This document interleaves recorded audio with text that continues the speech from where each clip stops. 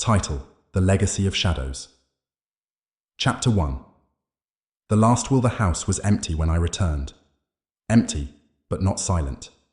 Not silent at all. I don't know what I expected after my grandfather died. Maybe it was the anticipation of discovering the strange inheritance he left me. Or maybe it was just the haunting notion that something wasn't finished. Something still lingered in the creaking walls of the family house. But the truth hit me the moment I stepped inside.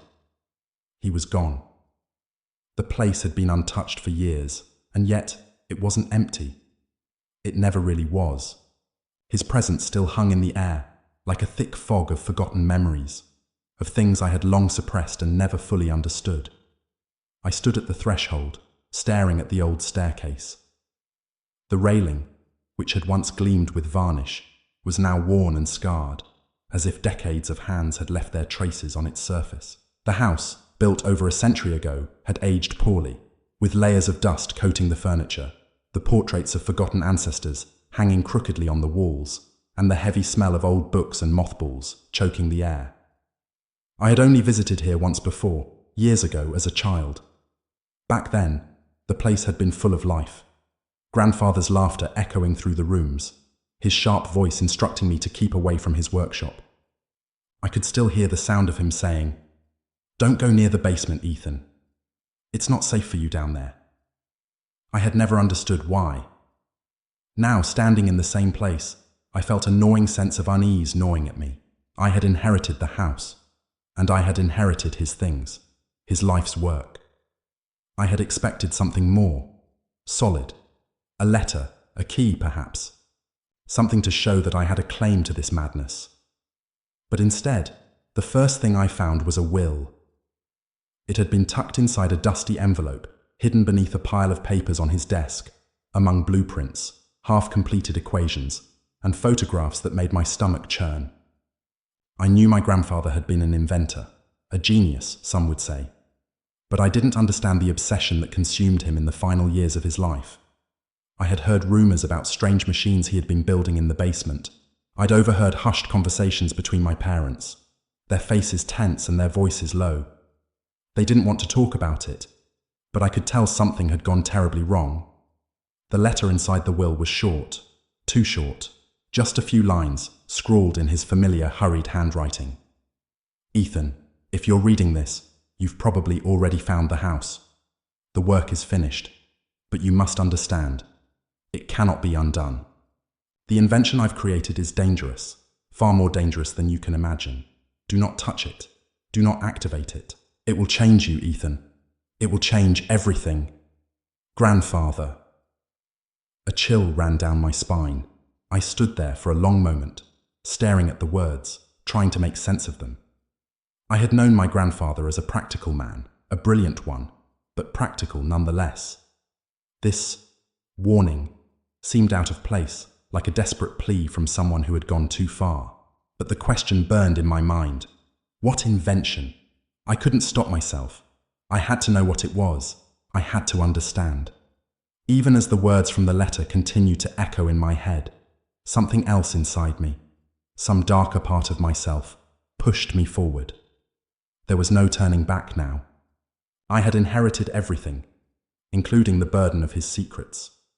The old house seemed to shift around me as I walked through it, the floorboards groaning under my weight, the air thick with the scent of mildew and decay. I walked down the hallway, past the portraits of my ancestors, their painted eyes following me with unsettling intensity.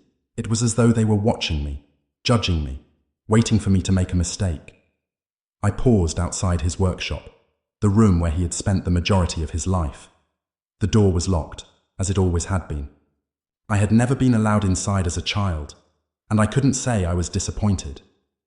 The thought of entering it now filled me with a sense of foreboding I couldn't explain. The lock on the door was an old brass thing, worn and weathered from years of use. With a deep breath, I fumbled with the key I found in his desk drawer, almost too afraid to turn it. The key slid into the lock, and with a reluctant click, the door creaked open. The room smelled of metal, oil, and burnt wires. Papers were scattered across the floor, some covered in intricate designs and calculations, others filled with frantic notes written in a shaky hand. A workbench, littered with half-finished machines and tools, took up most of the space, and a large sheet covered something in the corner of the room. The object under the sheet caught my eye immediately. It was bulky and covered in layers of dust, but there was something about it that felt alive, as though it had been waiting for me. The machine stood there, still and silent, like a sleeping giant. I could feel the hairs on the back of my neck stand up as I approached it. I had no idea what it was, but the sense of dread that hung in the room was palpable. It wasn't just the invention, it was the air itself, thick with the sense of something that shouldn't be. It was like a shadow had crept into the very foundation of the house, and now it was closing in on me. My hands trembled as I reached out to lift the sheet. As I pulled it back, I found myself staring at the machine, an odd, almost alien contraption that seemed to defy all logic. It was made of steel and brass, with wires and cables running in every direction, connecting to various parts of the machine that looked almost like they could have been from another time, or perhaps another world. There was a strange, pulsing glow coming from within it, like the heart of some vast, unknowable creature. I felt sick, and yet I couldn't look away. My eyes were drawn to it, pulled into its depths, as if something inside it was calling to me. I knew I shouldn't touch it, but there was something compelling me forward. A voice whispered in my mind, a voice that sounded disturbingly like my grandfather's. "You were always the curious one, Ethan. Always the one who couldn't leave well enough alone." I shook my head, trying to clear the thought, but it lingered. "Do not activate it." My grandfather's warning repeated itself, louder now, as though it were echoing from the walls. But I couldn't resist. I needed to know what it was. I needed to understand. I reached out and touched the cold metal. The moment my fingers made contact, the room seemed to shudder, like the house itself was alive. A strange hum filled the air, low and vibrating, and the glow from the machine grew brighter, almost blinding. For a moment, I felt disoriented, like my very perception of reality was twisting and warping. And then, a voice, distant but unmistakable, rang out from somewhere deep within the machine. "Welcome, Ethan." Chapter 2. The Hidden Room. The voice, distorted yet eerily familiar, seemed to pulse from within the machine itself. It was as though it had been waiting for me to arrive, to touch it, to activate it. The hum that filled the room grew louder, reverberating through my bones, almost as if the very walls of the house were vibrating in response. The machine, that grotesque thing I had uncovered, seemed to be alive. I pulled my hand back as if burned, but it wasn't the physical heat that shocked me. It was the sense that something profound, something unnatural, had just occurred. I stumbled backward, my head spinning, and fell against the nearby workbench. The clattering of tools echoed through the room, but the hum of the machine only grew in intensity. My pulse raced in my chest, and for the first time in my life, I felt completely and utterly small. What had I done? I tried to take steadying breaths, but the air felt thick, like it was choking me. My hands trembled as I pushed myself to my feet, and I turned my attention back to the machine. Its soft glow had intensified, a dim blue light that pulsed in rhythmic intervals, like a heartbeat. "Welcome, Ethan," the voice spoke again, this time clearer, closer, as though it had passed through the very air and into my ears. I froze, unable to move, as the voice seemed to slither through the room like a shadow. "Don't be afraid. You're not alone." The words felt too real and too personal. I should have left. I should have run, but I couldn't. I couldn't tear my eyes away from the machine. My legs, like lead, refused to obey as my feet inched toward the contraption. Every step I took felt deliberate, as if the house itself was coaxing me forward, pulling me into the madness that had consumed my grandfather. The room around me seemed to blur and twist. The floor beneath my feet didn't feel solid anymore, and the shadows in the corners of the room grew darker, longer, as though they had come alive. I glanced toward the open door, where the hallway beyond was hidden in an almost suffocating darkness. It felt wrong. I couldn't explain it. But the longer I stayed in the room with the machine, the more I could feel that something had shifted. Then I noticed it. The shadows, the ones in the corners of the room, had begun to move. At first, I thought my eyes were deceiving me, but no. They were shifting, sliding against the walls like liquid.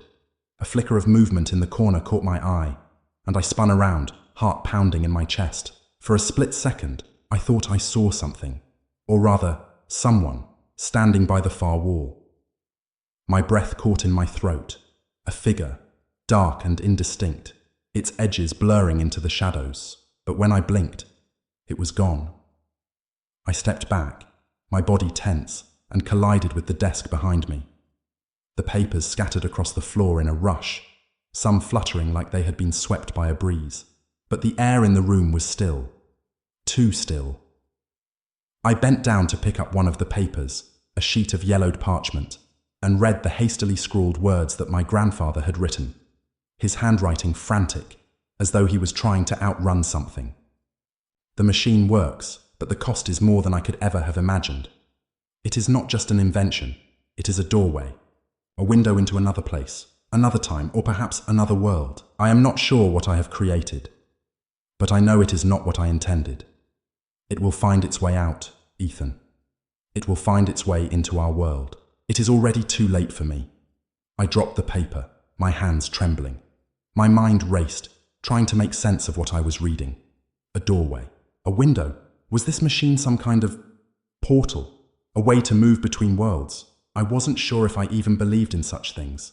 But the house, the machine, was making me doubt everything I thought I knew about reality. The air itself seemed to warp with a malevolent energy that made my skin crawl. I could almost feel something watching me, like a presence that was no longer confined to the machine, but was everywhere, slowly creeping into the very fabric of the house. I had to get out. I had to leave. But before I could even turn to make my escape, the lights in the room flickered. The walls groaned, as if the house itself was straining under some invisible weight. The hum from the machine reached an almost unbearable pitch, and then silence. The sudden quiet was suffocating. The tension in the air was palpable, and I could hear my own heartbeat pounding in my ears. But there was something else, something I hadn't noticed before. A low rumbling sound deep in the floorboards. The house was shifting. It was moving. My stomach twisted. I didn't know what was happening, but I could feel it, deep in my gut. The house was reacting to the machine. It had come alive with a force I couldn't explain, and I was caught in the center of it, like a fly caught in a web. I ran to the door, my hands slipping on the knob, panic rising in my chest.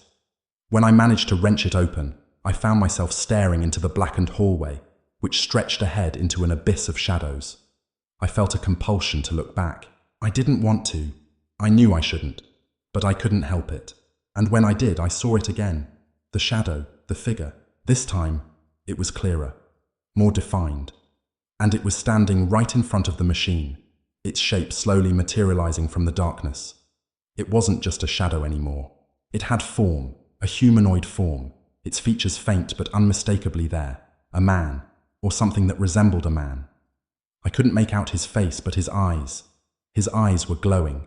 I froze, unable to move. My breath was shallow and fast. The figure took a step forward, and then another, its movement jerky and unnatural, like something trying to understand its own existence. It was coming toward me. The air turned cold, and the ground beneath my feet seemed to shift. I felt a wave of nausea wash over me, a sharp, searing pain in my temples. The walls of the room around me began to distort, bending in ways that made no sense, twisting into impossible shapes. The house was changing.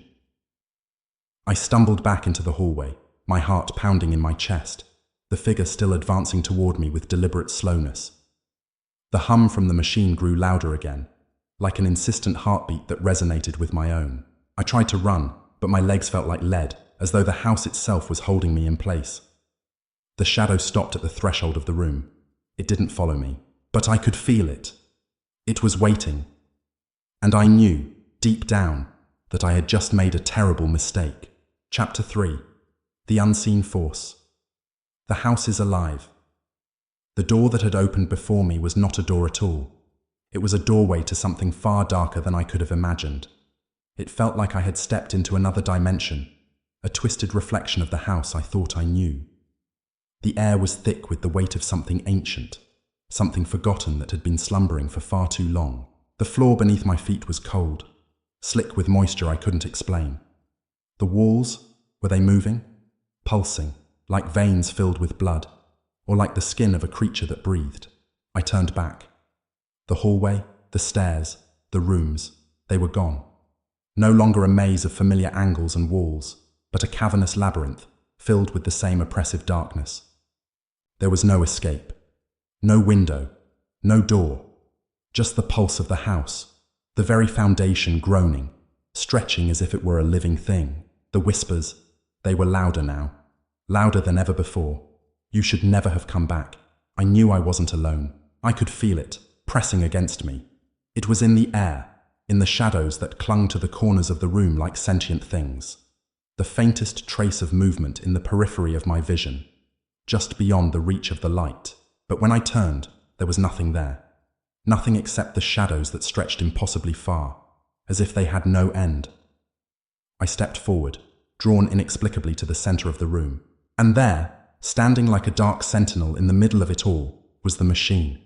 My grandfather's invention. It was no longer the same device I'd seen before. It had changed. It seemed to grow before my eyes, its form twisting, expanding in a grotesque mockery of what it had once been. It was as if it were alive, shifting, pulsing, reacting to my presence. I took a step closer, my feet heavy on the cold floor, my breath shallow. I felt the weight of its presence, a terrible weight that pressed against my chest like a hand. I could hear a faint hum emanating from it, like the soft vibrations of a distant thunderstorm. I reached out, almost without thinking, my fingers brushing against the surface. Cold. No, colder than cold. The metal felt as if it had been frozen for centuries, touched by a chill that could never be undone. And then, I heard it. The whisper. It was louder now, almost tangible, like a breath on the back of my neck. You mustn't turn it on. But I couldn't stop myself. The urge to activate it, to understand it, to finally know what it was, consumed me. I leaned closer, my hands shaking, heart hammering in my chest. The machine was nothing like any invention I had ever seen. Wires snaked across its surface, twisted into unnatural patterns, while dark symbols were etched into its core. The symbols seemed to shift when I looked at them, blurring and reappearing, like they were alive too. A voice that wasn't mine, urged me on. The machine was calling me, its magnetic pull undeniable. There was a flicker, a brief flash of light, as if the machine itself had recognized my presence. I glanced at the wall behind it. The shadows were thicker now, pressing in closer, swallowing the space around the machine. I could hear them, the voices, whispering in a language I didn't recognize. The words felt foreign, ancient, like an incantation. They were words that should never be spoken, never heard. The light flickered again. I didn't hesitate this time. I pulled at a lever, twisted a knob, and the eyes in the dark. The moment I activated the machine, the world shifted. The shadows seemed to come alive, writhing like 1,000 slithering creatures. I could feel the temperature drop, my breath becoming visible in the air. The floor groaned beneath my feet, and the house seemed to inhale, as though the entire structure had awoken from a long slumber. I stumbled back, my hands trembling uncontrollably. The air was thick now, suffocating. I tried to scream, but my voice was lost, swallowed by the growing hum of the machine. The sound filled the room, vibrating through the walls, through my bones. It was unbearable, like 1,000 voices screaming in unison, all of them desperate to escape. The machine was no longer just an invention. It had become something far darker, far more dangerous. I could feel it now, a force, a presence, stretching out from the core of the machine, reaching into the very fabric of the house. It was as if the house itself was becoming part of the machine. Its walls were no longer solid. They were like membranes, thin and trembling, as though they could tear at any moment. I turned, frozen in place by an overwhelming sense of dread, and saw something I couldn't comprehend. Something that shouldn't be. In the shadows, in the corners of the room, there were eyes. Eyes that glowed faintly in the darkness, their pupils wide with a terrible, unnatural hunger. The eyes were everywhere, in every shadow, watching, waiting. I couldn't move. My legs refused to obey, my body paralyzed by the sheer horror of what I saw. I tried to look away, but the eyes seemed to follow me, to track my every movement. And then, I realized with a sickening jolt of terror, the eyes were not just in the shadows, they were inside me. A deep, twisted voice, the same voice I had heard in my head earlier, spoke again, this time more clearly. It is too late. The machine hummed louder, its vibrations shaking the very air, vibrating through my chest. I could feel the walls pressing in closer, suffocating me. I gasped for breath, but the air was thick, like something was choking it. It was the presence of something ancient, something that had been trapped in the bowels of this house, waiting. The house was alive, I realized. The machine, the house, it was all one. It was feeding on me, drawing me in, claiming me. I was part of it now. The whispers grew into screams, and the walls seemed to close in on me, pressing tighter, tighter. You belong to it now. The floor was no longer solid beneath my feet. It shifted, like it was made of something far more fluid, something more alive. I could feel the pulse beneath my skin, in my bones. The walls were bending, folding in on themselves, and I knew, deep down, that this was only the beginning. The machine, the house, they had claimed me, and soon there would be nothing left of me to reclaim. The final convergence. I didn't know how long I stood there, consumed by the machine's hum, its insistent pull. The eyes, those eyes, were still there, still watching, still inside me. But the presence, it was growing stronger. It was no longer confined to the shadows. It was the house. It was alive. I wanted to scream, to run, but I couldn't. There was nowhere to run. There was no escape.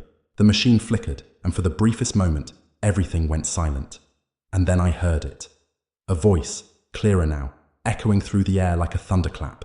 You have awakened it. Chapter 4. The Soul of the House. The smell of decay. It began with a smell. At first I thought it was just my imagination, a trick of the senses. But there was no escaping it. It clung to everything, saturating the air, seeping into my clothes, my skin. The smell of rot, of something dying, something decaying from within.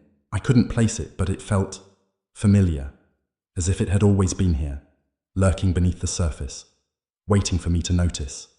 The house was no longer a home. It had become something else, something alive, and yet not living at all.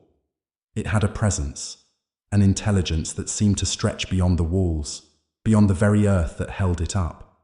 I could feel it in the floorboards beneath my feet, in the rafters above my head, in the very air I breathed. Every time I moved through the halls, the house seemed to shift around me, as though it were rearranging itself to suit its own dark desires. The floors creaked beneath me, but not like they used to. No, now they moaned, as if the house itself were in pain. The walls, once familiar and comforting, seemed to groan in distress. I could almost hear them breathing, deep and slow, like the rhythmic pulse of something alive. And the whispers, they never stopped. They followed me, like a chorus of voices, each one barely audible, murmuring from the shadows, from the cracks in the walls, from the space between my thoughts. You're not alone here. I couldn't shake the feeling that something was watching me, always watching, from the darkest corners of the house, from the places I dared not look. It wasn't just my paranoia, it was real. I knew it. I felt it. And yet, I couldn't stop. I couldn't leave. There was no escaping this place. The machine calls the machine, that cursed invention. I had hoped that perhaps once I turned it off, once I left it alone, it would lose its power over me. But that was the mistake. The moment I activated it, it had claimed me. It was no longer just an object. It had become something far more, an extension of the house itself, an integral part of its dark heart. It pulsed in the corner of my vision, a presence that I could not ignore. The invention had begun to change me, and I knew deep down that it had also begun to change the house. I had tried to avoid it, to leave the machine untouched, but every time I closed my eyes I saw it, its cold, twisted form, its wires stretching like serpents, Its hum echoed in my ears, even when I was far away. The whispers, once soft and distant, were now loud and insistent, gnawing at the edges of my sanity. The house wasn't just haunted, it was becoming part of the machine. The more I resisted, the more the walls seemed to push back. I would open a door and find myself in a place I hadn't been before, a place that shouldn't exist. Hallways twisted into themselves. Doors that should have led to one room opened into another, their boundaries warping and shifting with each passing moment. It was like the very fabric of reality was tearing apart, and the machine was the force that held it all together. I couldn't explain it, but I felt it, the sense that something was wrong, something more than just the house. The machine was growing, expanding. I could sense it in my bones. It was as though it was pulling the very essence of the house into itself, feeding off the house's ancient energy, and, in turn, feeding off me, and I couldn't stop it. The disappearing house. It wasn't long before I began to realize the true nature of the house. It wasn't just a building. It wasn't just a home or a place of shelter. It was a vessel for something far darker, something that had been trapped here for centuries. The more I explored, the more I understood. The house was a living thing, a creature that fed off the minds of those who inhabited it. It whispered, it watched, and it never let go. The walls seemed to pulse, to breathe, as if the house itself were made of flesh. I could feel it under my skin, crawling through my veins. It was inescapable. The shadows were always there, stretching and twisting, moving of their own accord. The windows, once a source of light, were now black and opaque, like the house had swallowed the very daylight itself. I no longer recognized the house. The rooms I had once known, the library, the sitting room, the kitchen, were all gone. Where there had once been familiar spaces, there were now only endless, labyrinthine corridors that spiraled downward, deeper and deeper into the bowels of the house. I would walk for hours, it seemed, through hallways that twisted in impossible angles, only to find myself back where I started. Nothing was as it should be. Nothing felt real anymore. Of the eyes in the walls. It was in the walls that I first saw it, really saw it, the truth that the house had been hiding from me all along. I had been moving through a narrow, dimly lit corridor when I noticed something odd. Faint markings on the walls, barely perceptible, as if they had been scratched into the surface by something sharp. I paused, my breath caught in my throat. The markings were not just random. They were symbols I had seen before. They were the same symbols that were etched into the machine. I pressed my hand to the wall as though drawn by some invisible force. The moment my fingers touched the cold, cracked surface, I felt a tremor run through me. It was like the house was waking up. The vibrations spread through the walls, a hum that seemed to come from everywhere at once. I pulled my hand back, heart pounding, and that's when I saw them. Eyes. Not real eyes, no, but eyes nonetheless. They were embedded in the walls, in the plaster and wood, glowing faintly in the dim light. Their pupils were black as coal, unblinking, watching me, studying me. I could hear their whispers in my mind, faint and indecipherable. I knew they were watching, knew they were always watching. And then a voice, clearer than ever before, like it was coming from inside my skull, spoke to me. It has begun. I recoiled, stumbling back, and the eyes blinked, once, twice, as if acknowledging my terror. I wanted to scream, but the voice, the presence, seemed to fill my throat, choking the sound before it could escape. You're here now, forever. The descent I couldn't leave. No matter how hard I tried, no matter how many doors I opened, I always ended up back here, in this same damned house. There was no way out. There was no escape. The house had consumed me, body and soul. I wandered the halls for what felt like days, or maybe weeks, or perhaps even longer. Time had lost all meaning. The house had become my prison, and the machine was its beating heart. I could feel it, pulsing in time with my own heartbeat, pulling me deeper into its grip. I didn't know how long I could stand it. The whispers, the eyes, the machine.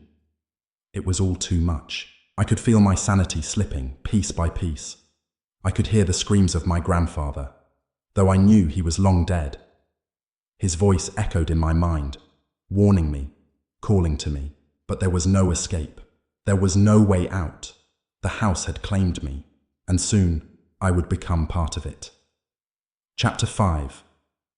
Unseen Forces. I woke in the middle of the night, drenched in sweat, the sheets tangled around me like a straitjacket. My heart was pounding so loudly I thought it might break through my ribs. The room was suffocatingly quiet, too quiet. For a moment I couldn't remember where I was. The dim moonlight filtered through the cracked window, casting eerie, elongated shadows across the floor. The air smelled stale, like old paper and dust. The house, my house now, felt cold, colder than it ever had before. I sat up, wiping my face with my trembling hands, trying to steady my breath. There was a weight on my chest, an oppressive sense of dread that had settled there like an invisible hand. I glanced at the clock on the nightstand. 3:17 a.m. It was always 3:17 a.m. when the dream started, when the shadows began to breathe. I wasn't sure how I knew that. It was like some primal instinct, some subconscious part of me that had come to recognize the pattern. But it wasn't just dreams. It had started the night I activated the machine, the night I let that terrible thing into my life. It had followed me, seeped into my waking hours, clawing at my sanity. I threw the covers off and stood shakily, my legs weak beneath me. My mind screamed at me to leave, to get out of the house, to burn it all to the ground. But I couldn't. I had to understand. I had to know what had happened, what I had unleashed. The hallway outside my bedroom was bathed in an unnatural darkness. The house, silent as it seemed, had never felt so alive. There was a low hum, barely audible, but I could feel it in my bones. It was like a faint vibration, a pulse that resonated through the walls and floorboards. I moved cautiously, my footsteps muffled by the worn carpeting. Each step felt heavy, as though the house was pressing down on me, trying to suffocate me under its weight. The strange noise grew louder the closer I got to the room, the workshop, the place where it all began. The sound was almost imperceptible, like whispers just beyond my hearing. But it was there, and it was growing. I reached for the door handle, my fingers cold and slick with sweat, but stopped just short of turning it. I don't know why I hesitated.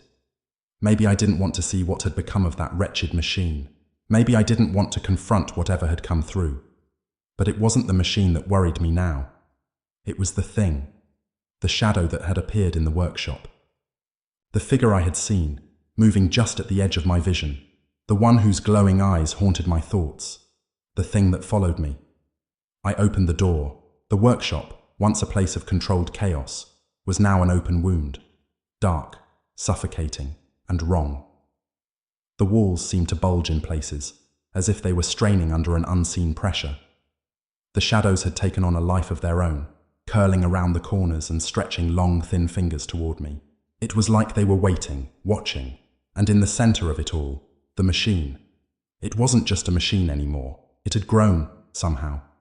It loomed larger than I remembered, its steel frame covered in strange, jagged cracks, like veins of some deep, unknown substance were coursing beneath its surface.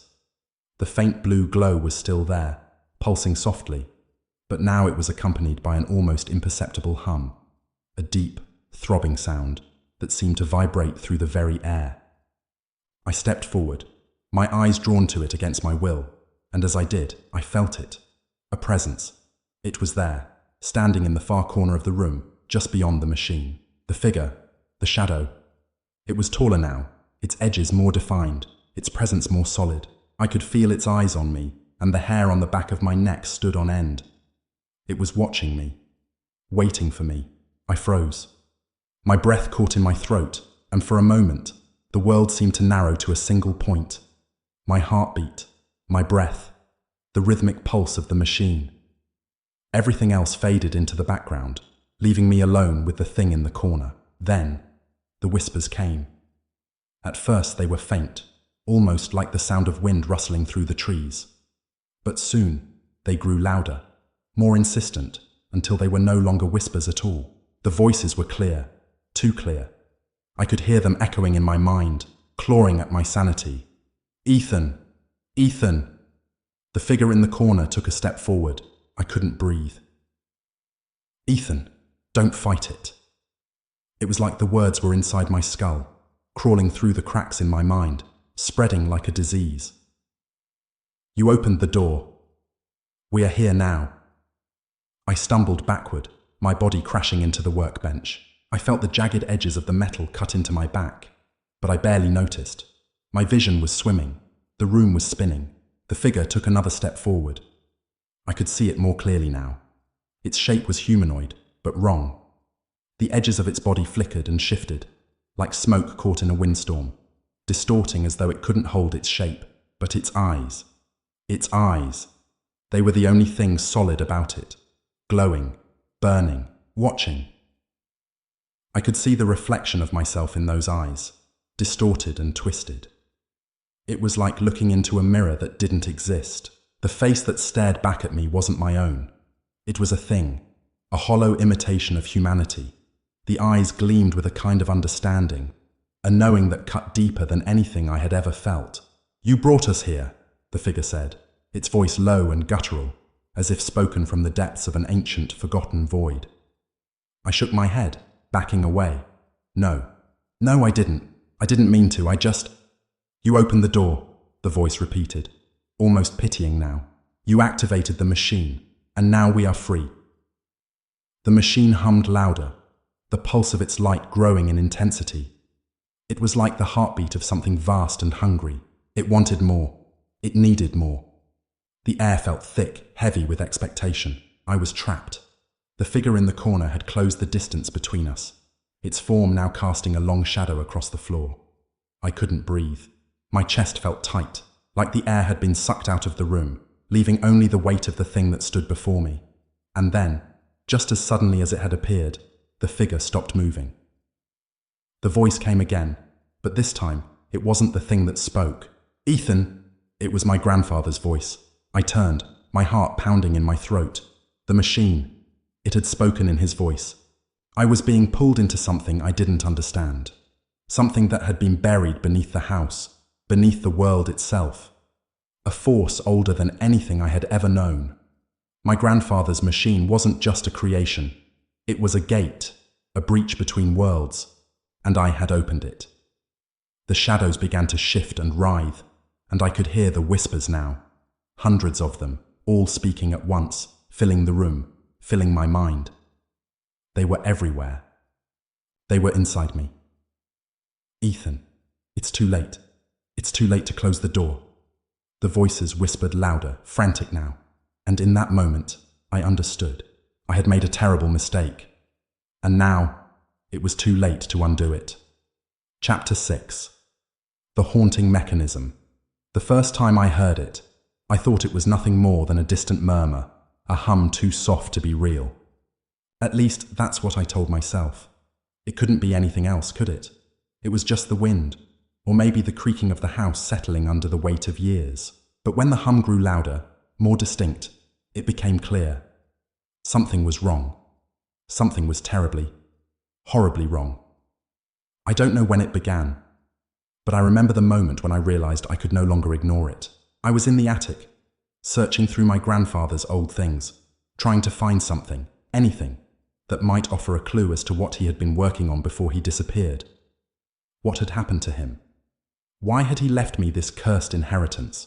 As I combed through dusty boxes, filled with brittle papers and tarnished tools, a faint sound broke through the silence. It was rhythmic, steady, like the ticking of an unseen clock or the low hum of a machine hidden deep within the walls.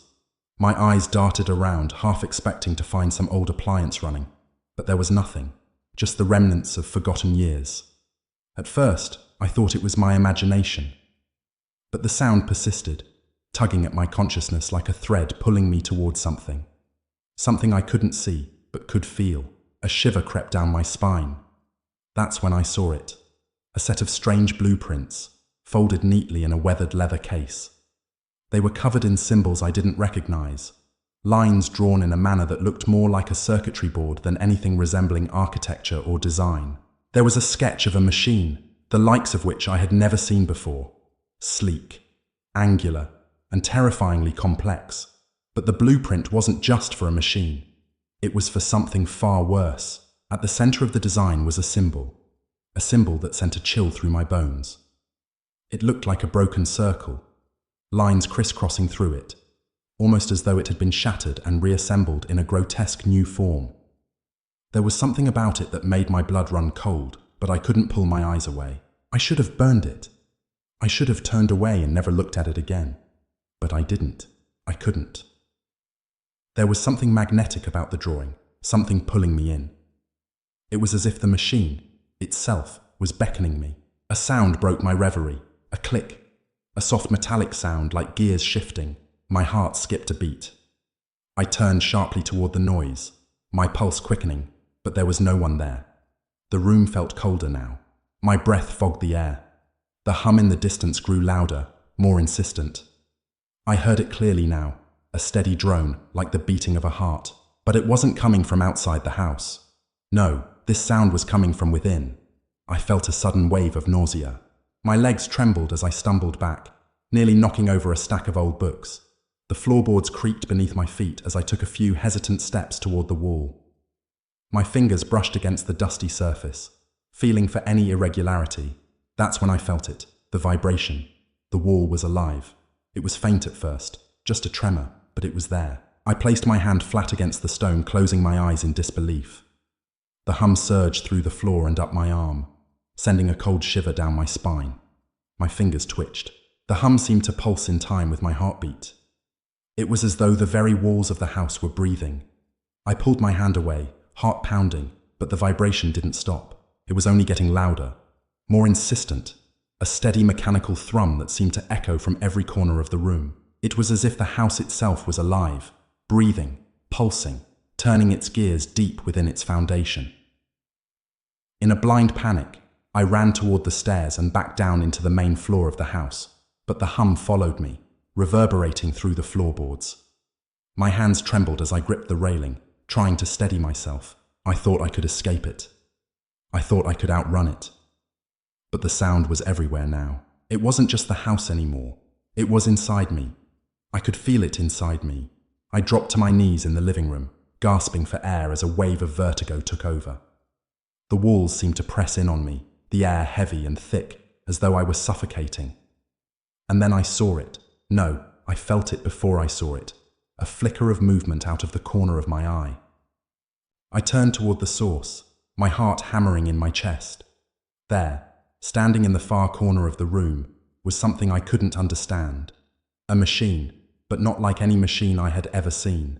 It was an amalgamation of metal and wires, a twisted, disjointed contraption that seemed to pulse with life. It looked like it had been constructed, no, grown from the walls themselves. The machine was alive, or at least, something about it moved like it was. The hum was now overwhelming, deafening, and it was emanating from this monstrous thing in the corner of the room. I wanted to scream, but my voice caught in my throat. My body felt heavy, like lead.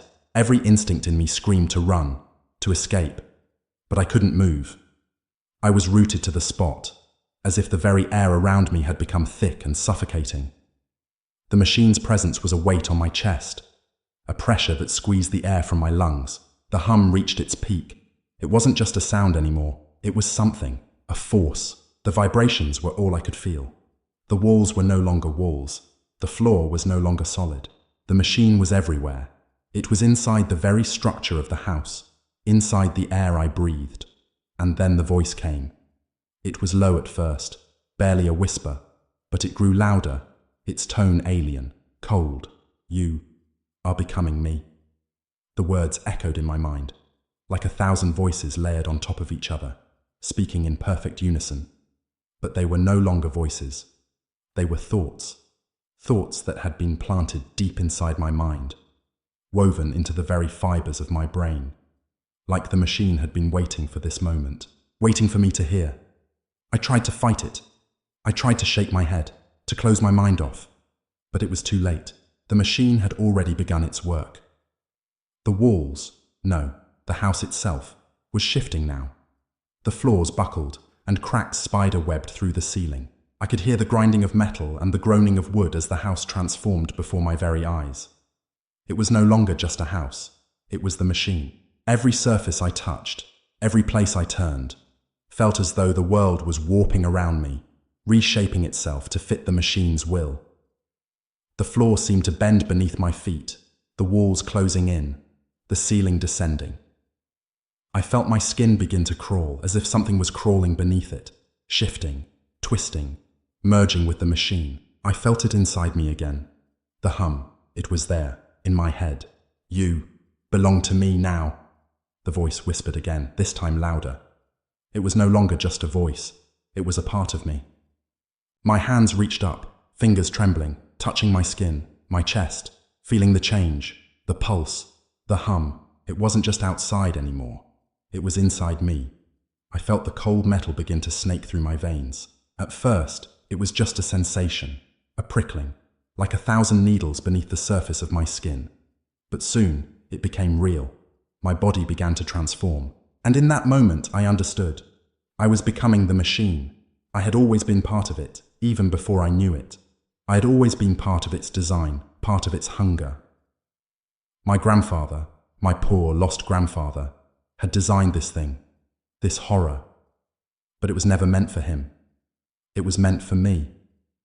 I could feel it now, the machine, digging deeper into me, claiming me, twisting me. There would be no escape, no salvation. I was lost, I was the machine, and the machine was me. Tanais. Conclusion of chapter 6. In this expanded chapter, Ethan begins to experience the horrifying realization that the machine is more than just a physical object.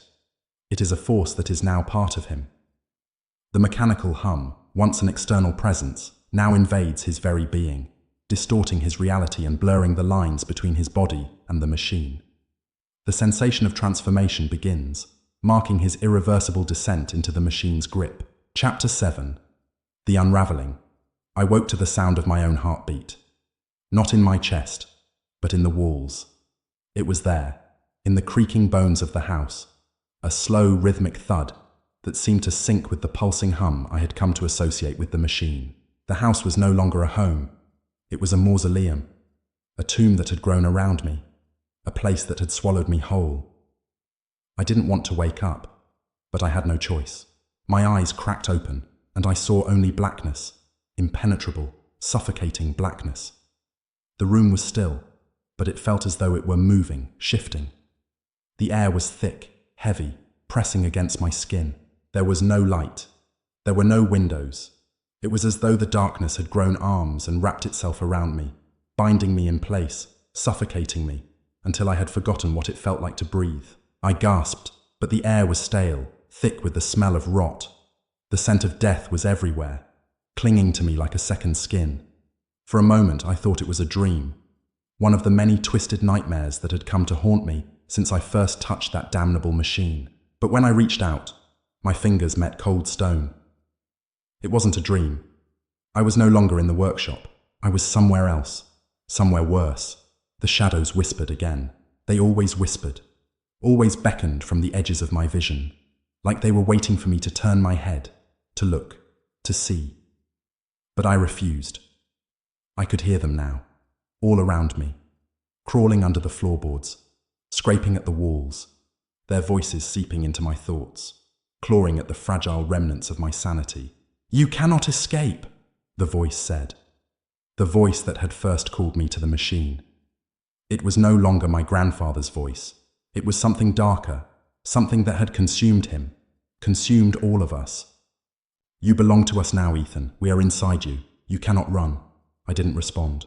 There was nothing left to say. I tried to push myself up, to stand, but my body felt weak, trembling, as though I hadn't slept in days, or perhaps years. My limbs were heavy, as if they no longer belonged to me. I could barely move. It was as if the house itself was pressing down on me, holding me in place, forcing me to listen to its whispers, forcing me to understand. Understand what? The question echoed in my mind like a crack of thunder. I didn't know. I didn't understand anything anymore. The machine had torn open something that could never be fixed. My grandfather's obsession had opened the door, and now the darkness had crept through, seeped into every corner of the world. I pushed against the stone floor again, feeling the jagged edges of the cold concrete beneath my hands. The silence was deafening. but I could feel the hum, faint but steady, thrumming in my chest. The machine was still alive. Somewhere, deep in the heart of the house, it was calling to me, drawing me back in. It wanted me. It had been waiting for me. I tried to scream, but the sound was caught in my throat, strangled by the oppressive air. I couldn't even hear myself. I couldn't feel anything but the darkness, the weight of it pressing down on me. Was this death? I had wondered that before, after the first time I had encountered the shadows. But now, in this suffocating blackness, it felt like something more than death. It felt like a slow unraveling, a tearing of the very fabric of who I was. The machine had done this. The darkness had done this. It had broken me, just as it had broken my grandfather. Ethan. The voice again. My grandfather's voice, but not my grandfather. His words were no longer clear. They were slurred, twisted, as though they had been mangled by the very darkness that filled the house. It was the thing inside him that had spoken, the thing that now spoke through me, through all of us. I turned my head, but there was nothing. No figure, no shape, no form, just the impenetrable blackness. I tried to focus, tried to see something, anything. But it was as if the shadows themselves had stolen my sight, leaving me trapped in an eternal night. And then I felt it, something cold, something sharp, something that pressed against my skin, like icy fingers wrapping around my wrist. I gasped and jerked away, but it held me tight, unrelenting. The shadows were closing in. They had found me. "You are ours," the voice whispered, its tone soft, like the caress of a lover, but colder. "You will never leave. Never again." I struggled, trying to break free, but it was useless. The grip tightened, squeezing, and the air around me grew colder, more suffocating. I could feel the darkness crawling up my arm, spreading through my veins like ice, freezing me from the inside out. I couldn't breathe. My vision blurred. The room spun, the shadows blurred with the edges of reality, flickering, distorting, until the line between what was real and what was not became impossible to distinguish. The whispers grew louder. They filled my head, drowning out everything else. "We are inside you, Ethan." I closed my eyes, squeezing them shut, but it didn't help. The voice was inside me now. I could feel it burrowing deep into my skull, planting its roots in my mind, twisting everything into something that no longer made sense. "We are the ones who were never meant to be seen, the ones who were never meant to be known." The voice, now many voices, whispered in unison. I could hear them all, those who had been trapped by the machine. They had been waiting too, waiting for me to open the door, waiting for the rift to tear wide enough for them to slip through, and now they were here, and I was part of them. "Ethan." I opened my eyes again, blinking against the darkness. The house had changed. The walls were no longer made of stone. They were pulsing, throbbing, like the heart of some monstrous creature, a living thing that had become one with the house itself. The floor beneath me seemed to breathe, shifting, undulating like it was made of flesh. "This is not real," I told myself. "This can't be real," but it was real. I knew it now. This was the price of curiosity, the price of unlocking something that was never meant to be understood. The machine had opened a door, but it wasn't a door to knowledge, to truth. It was a door to them, to the darkness, to the unknown. The whispers surrounded me. I could feel them on my skin, in my mind, clawing at the edges of my consciousness. There was no escape, but still, I had to try. I pushed against the wall, my hands scraping against the wet, fleshy surface. My nails cracked, my fingers bled, but I didn't stop. I had to move. I had to find a way out. But no matter how far I crawled, no matter how much I struggled, the darkness always followed. The shadows crept along beside me, coiling and twisting, blocking my path at every turn. It was as if the very house itself was alive.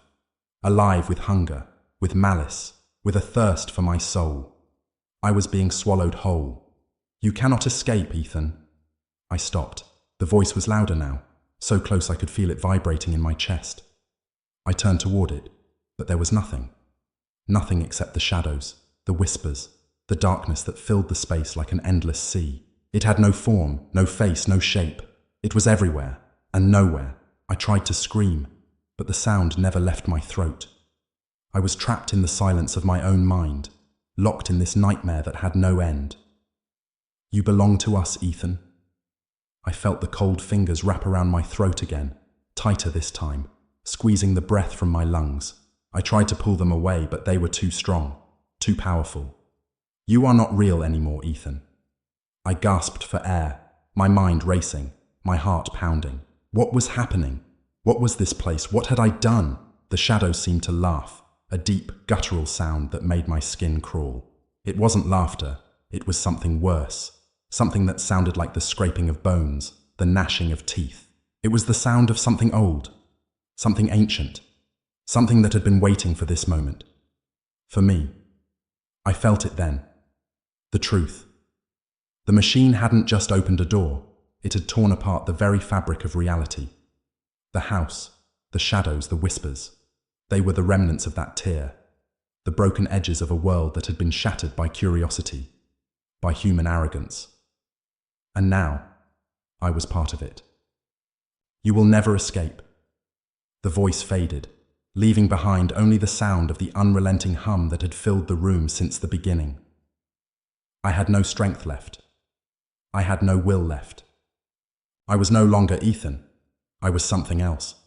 Something caught between this world and the next, and the darkness would never let me go.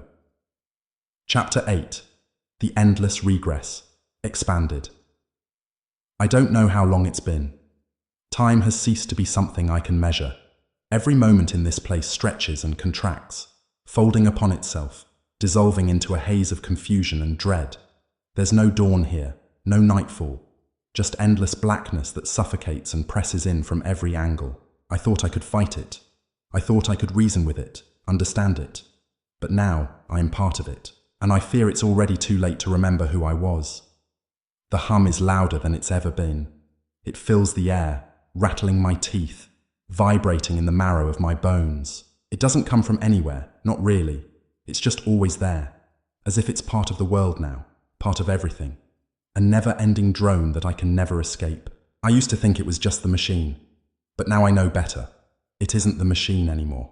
The machine was just a tool, a creation, the tool to open the door that has now swallowed me whole. At first, I thought I could still find the answers, unravel the mysteries my grandfather had left behind. I thought if I just pushed harder, just looked deeper, I'd understand it all. I'd fix it, I'd control it. But now, I understand that there is no fixing this, no understanding. The darkness, the shadows, the hum, they are not random. They are a force, and that force is alive. I can feel it now. It wraps around me like a vice, squeezing the life out of me slowly, methodically. It has woven itself into the very fabric of my being. The moment I stepped foot into this place, into this cursed house, I became part of it. But I didn't realize how deep it ran until now. I think back to my grandfather's invention. He was always so obsessed with understanding the boundaries of life and death, reality and illusion. But he was wrong. I was wrong. There is no boundary. There is no line between the living and the dead. Not in this place. Not anymore. I try to move, but my legs are stiff, as if they don't belong to me. Every step is a struggle, a fight to retain some semblance of control. The floor beneath me is slick, soft, as if it too has been swallowed by whatever force rules here. I reach out for something to hold onto, my fingers trembling, my skin cold. I find a wall, but it isn't solid. It isn't wood or stone or brick. It's soft, malleable, a sickly texture like wet clay or skin. It's alive. I pull my hand back, repulsed, but the wall doesn't let go. It follows me. It reaches out, curling around my wrist, dragging me forward. I scream, but no sound comes out. The hum has swallowed my voice. Closer. The voice. It's so soft, so insistent. It's not human, not anymore. It's something older, something that existed long before I or my grandfather ever did. Something hungry. It echoes in my skull, rattling the inside of my head. A voice that is part of me and part of this. I try to resist, but my feet move of their own accord, dragging me toward the center of the room, where the shadows grow darker and thicker. The walls pulse with a rhythmic thumping like a heartbeat, slow, steady, unyielding. Each pulse sends a shiver through me, deep in my bones, as though the house itself is alive. No, the house is the machine now. It has become the living manifestation of the thing my grandfather sought to create. I push forward. The air is thick, cloying, like breathing through a wet cloth. I feel it, the pressure. It's building, crushing down on me. The walls close in tighter, as though they want to suffocate me. My body is trembling now, not from the cold, but from the sheer wrongness of it all. This place isn't just haunted. It isn't just cursed. It is something far worse. It is a prison, and I am its captive. I stumble, losing my balance, but there's nowhere to fall. There's no floor beneath me, no ground to stand on. The room stretches, elongates, and I feel myself falling into nothing. But I don't hit the ground. Instead, I feel the shadows underneath me like hands pulling me down, pulling me into the depths of the room, into the heart of this twisted creation. I cannot escape. I cannot breathe. You belong to us now. The voice is not just inside my head anymore. It's in the air. It's in the walls. It's in the very fabric of this place, and it's growing stronger, louder, more insistent. It's as though the very house is speaking to me. No, it's not just speaking. It's calling me, drawing me closer, pulling me toward its terrible heart. I want to scream, but I can't. There's no sound. There's only the hum, the pulsing darkness, and the voice.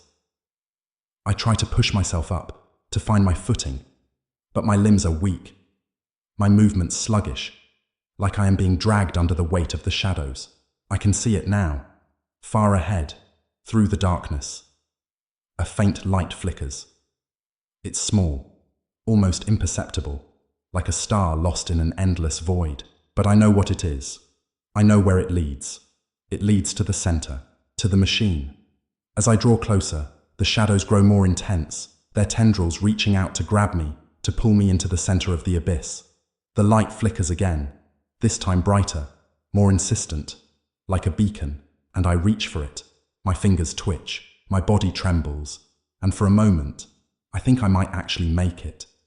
But as I draw near, I feel the air grow heavier, colder, more suffocating. Then I see it, the machine. But it's not like I imagined. It's not just gears and wires. It is alive. It is not a machine in the traditional sense. It is a living organism, a grotesque hybrid of flesh and metal, of circuitry and sinew. It pulses, it breathes, it moves. The shadows twist around it, coiling like snakes, and I see eyes, dozens of eyes, open in the darkness, blinking slowly, like ancient, forgotten things that have been awakened from an endless sleep. The machine doesn't just exist. It feeds on the darkness, on the fear, on the very essence of this place. I take a step back, but there's no way out. The darkness is pressing in, closing in around me, pushing me toward the machine. It's not just calling me anymore, it's commanding me. The walls have disappeared now.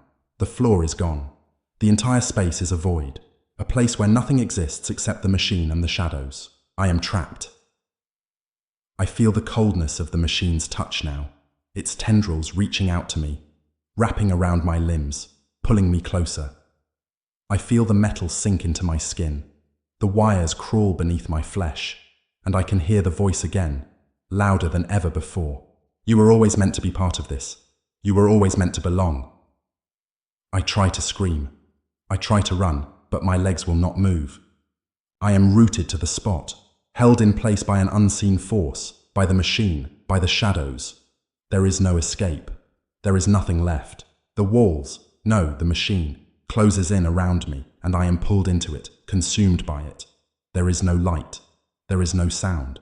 There is only the hum, the pulse, the darkness. I understand now. I am not just in this place. I am this place. The machine, the shadows, the darkness. They are me. I was always meant to be part of it. And now it is too late to fight. I have become one with the darkness.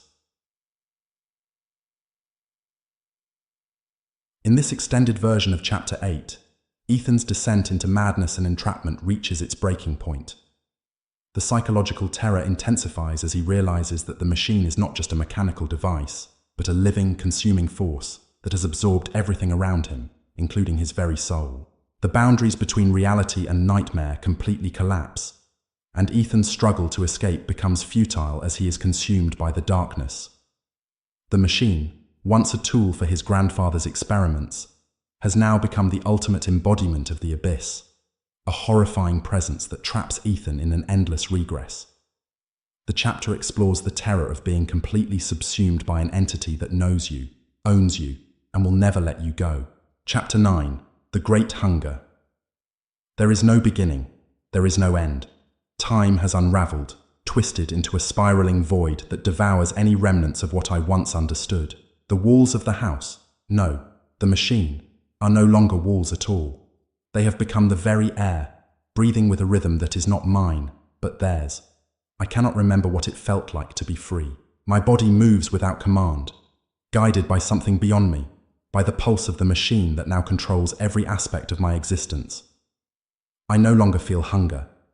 I do not know what it means to be tired, or to sleep, or to yearn for anything. I simply exist, or maybe I don't. Perhaps I'm only a fragment of what I once was, a shadow, half-formed and flickering in the corners of a room that doesn't exist. A memory of a person trapped in a nightmare that refuses to end. The hum still echoes in my bones. It vibrates beneath my skin, rattling my teeth, filling my head with an overwhelming pressure. It's like the pulse of the universe itself, each beat resonating in the deepest chambers of my mind, until there is no distinction between the hum and my own thoughts. They are one and the same. I am the hum. I think I was once a person. I think I had a name. But that seems so distant now, like a dream I cannot wake from. My hands, if they even belong to me, are trembling, though I don't remember when they began to shake. The flesh feels wrong, distorted. Every movement I make is slow, deliberate, as if my body is resisting its own will. I don't know who or what I am anymore. The machine is all I know. The machine is everything. There's a flicker in the distance, a distant light, struggling to shine through the blackness, barely visible against the endless void. It pulses, weak at first, but steadily growing stronger, more insistent. The glow beckons to me, pulling me forward, guiding my steps through the shifting landscape. There is no floor beneath me. I do not know where I am, or if I am even walking at all. The air is thick and heavy, like I am submerged in something viscous, something suffocating. I reach out, my fingers brushing against the darkness, but it is not the cold that I expect. It is warm, alive. The surface moves beneath my touch, as though it can sense me, as though it knows I am here. I draw my hand back, startled, but the surface follows, curling around my wrist, tightening its grip. I yank my arm away, but it pulls harder, dragging me toward the light. Closer. The voice is barely a whisper, but it feels like it is inside me. It is a command, not a suggestion. It wraps itself around my thoughts, burrowing deep, infiltrating every crack and crevice of my mind. It is familiar, yet I can't place it. The voice of the machine, perhaps, or something else, something older, something that existed before me, something that has always been here. I cannot resist it. I cannot fight it. I move, step by slow step, toward the source of the light. My feet do not obey me, yet they carry me forward. The shadows twist around me, wrapping themselves around my legs, my arms, my neck. I feel them coiling beneath my skin, creeping into my veins, pulling me deeper into this place. This is what it wants. The machine wants me to fall further, to sink lower into the depths of its being. And still, I move toward the light. The shadows grow darker as I get closer. The light flickers again, but it does not grow stronger. Instead, it distorts, bending unnaturally, twisting and writhing as if it is alive. The room expands around me, stretching and warping, reshaping itself in response to my presence. I can hear the hum intensify, growing louder, faster, vibrating through my skull. I feel it in my teeth, in my chest, in my very bones. It is not just a sound, it is a presence, a living, breathing thing. The machine. There are no walls here, there is no floor. There is nothing but the darkness and the machine. The light flickers one final time and then I see it. The heart of the machine. It is not what I expected. It is not metal or wire or circuit boards. No, it is something far worse. It is alive. It is flesh and bone, muscle and sinew, twisted and woven into the shape of something that should never have existed. It pulses with a sickening rhythm, like a heart beating in the chest of some ancient creature, a creature that has been asleep for eons and has just awoken. It is alive. It is feeding. I know now. This is not a machine. It never was. This is it. The thing that has been waiting, watching, pulling me closer with every passing moment. It has been here all along. It is the darkness. It is the hum. It is the very thing that has consumed everything I once knew. The light I saw earlier was not a beacon. It was a lure, a trap, and I walked into it. I'm standing before it now, unable to look away. The light is no longer a light. It is eyes, hundreds of them, thousands, blinking and watching, all staring at me with an unblinking gaze. The eyes of a thing that has been waiting, patiently, for eons. Eyes that can see everything. They know my every thought. They know my every fear. I do not scream. I cannot. The hum has stolen my voice, just as it has stolen my past, my identity, my will. I can only stare into those eyes, those infinite eyes, and feel them consume me. I feel my body pulling apart, my soul disintegrating, and I understand now. There was never any hope of escape. There was never any chance of redemption. The machine has already won. I have already lost. You are part of me now. The voice is louder now. It surrounds me, fills every corner of my mind. It is not one voice, but thousands, millions. The collective consciousness of the machine, of everything that has been consumed by it, all melding into one horrific whole. I reach for something, anything, to hold on to, but there is nothing. The walls have collapsed. The darkness has consumed everything. I have no anchor. I have no purpose. I am no longer me. And then it happens. The machine pulls me in. I feel the wires, the tendrils, the cold metal, the flesh. It wraps itself around me, inside me, consuming every part of me. I feel myself being torn apart, piece by piece, until there is nothing left but the hum, the pulse, the darkness. I am no longer a man. I am no longer a person. I am nothing. I am the machine. I am part of it now, and there is no escape. Expansion and development. In this rewritten version of Chapter 9, I've deepened Ethan's psychological and physical descent into the machine's abyss. The chapter explores his helplessness as he becomes more entangled in the machine, which is revealed to be a living, predatory force that consumes everything in its path, including his identity. The atmospheric tension builds as Ethan comes to terms with his fate, unable to resist the overwhelming power of the machine that now defines his existence. This chapter follows Ethan's journey into the very heart of the machine, where the lines between himself, the machine, and the darkness blur. The sensory descriptions intensify as the boundaries between the living and the dead, the real and the unreal, collapse entirely. The chapter aims to evoke a sense of inevitability and futility as Ethan is absorbed into the machine, forever becoming one with its hunger. The haunting imagery of eyes, flesh, and metal, combined with the omnipresent hum and voice, is designed to create an overwhelming sense of claustrophobia and terror, highlighting Ethan's utter helplessness. Chapter 10. The Endless Void. There is nothing left but the hum. The world around me has become a memory, a fleeting image, fading into the void with every passing second. A formless expanse of shadow and silence, broken only by the persistent grinding pulse of the machine. The very air itself has become thick with its presence, like tar, sticky and suffocating, pulling at the edges of my mind until I feel it unraveling. There is no escape from the hum, no respite from the feeling that something is always watching, always waiting. I thought it would be over. I thought that once I surrendered, once I finally let go of all hope, all fear, all humanity, that the machine would release me, that I would dissolve into the dark, forgotten and free. But there is no end. There is no peace. There is only the hum, the pulse, the whisper. You are mine. The voice is everywhere now. It surrounds me, suffuses me, grows louder with every moment, until it feels like it is echoing inside my skull. It is not one voice, but a chorus. 1,000 voices, a million, all merged into one insidious presence. It speaks with such certainty, such assurance, as if it has always been there, and I have always belonged to it. But this is not my story anymore. I was once a man. Flesh, blood, bone, memory. I was once alive, but that was before I came here, before I was swallowed whole by the machine. Now, I am nothing. I am a part of something greater, something older, something that exists beyond time, beyond space, beyond humanity. The machine has taken me.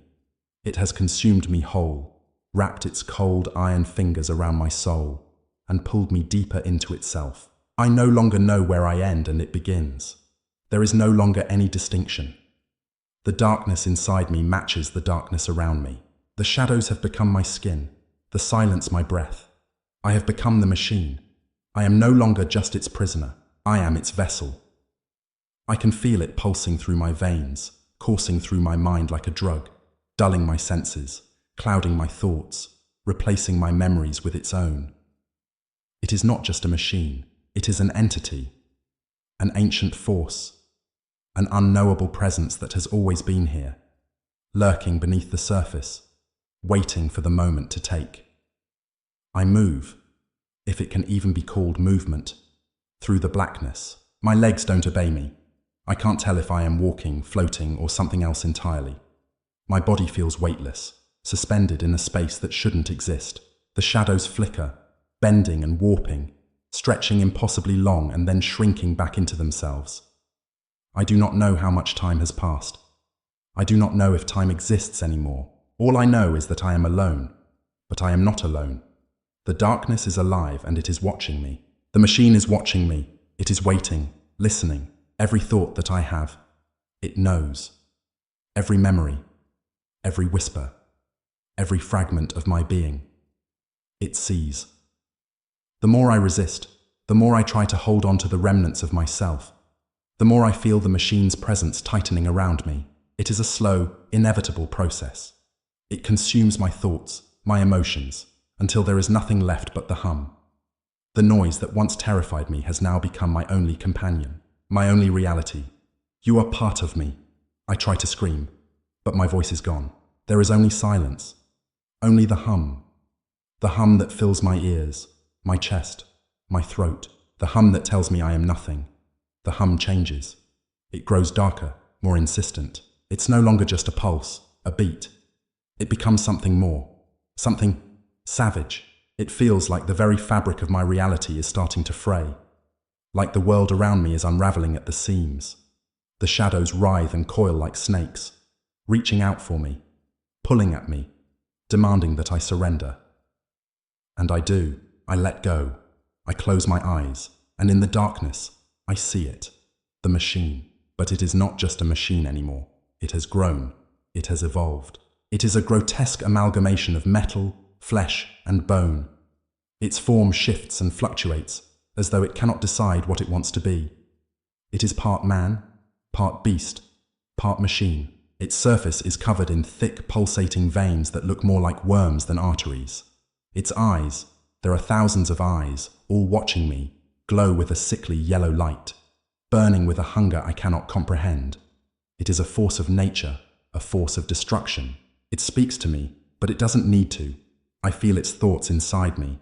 I feel it feed. You are mine now. The voice is no longer just a whisper. It is a roar. It is the sound of 1,000 voices, all blending together in a chorus of hunger and desire. It is the sound of something that has existed for centuries, for millennia, waiting for this moment, waiting for me. I try to resist, but I am too far gone. There is nothing left to fight with. There is nothing left to hold on to. I am no longer human. I am no longer a man. I am something else, something that should never have existed. And I am one with the machine. There is no escape from the machine. There is no way out. It has claimed me. It has taken me into itself. And now, I am part of it. I am the machine. And the machine is eternal. Wow, that expansion of chapter 10. In this expanded and rewritten version, I've delved deeper into the psychological horror of Ethan's existence within the machine. His realization that he is no longer just a prisoner, but a part of the machine amplifies the horror and existential terror of the situation. The presence of the machine evolves from a mechanical entity to a sentient, predatory force with an unquenchable hunger for consumption. Ethan's gradual transformation into the very thing he once feared reflects a loss of humanity and self, furthering the idea of inevitability. The voice of the machine intensifies, becoming more demanding and invasive, breaking down any remnants of resistance within Ethan. The chapter continues to explore the theme of being consumed by the machine, by the darkness, by the self, and the horror of realizing that escape is no longer possible. It amplifies the despair and helplessness that Ethan feels, caught in a never-ending cycle of hunger and void. The sense of eternity is reinforced throughout the chapter. The final line, "I am the machine, and the machine is eternal," is meant to convey the hopelessness of his situation. He has become something otherworldly, something inescapable, and the cycle will continue forever.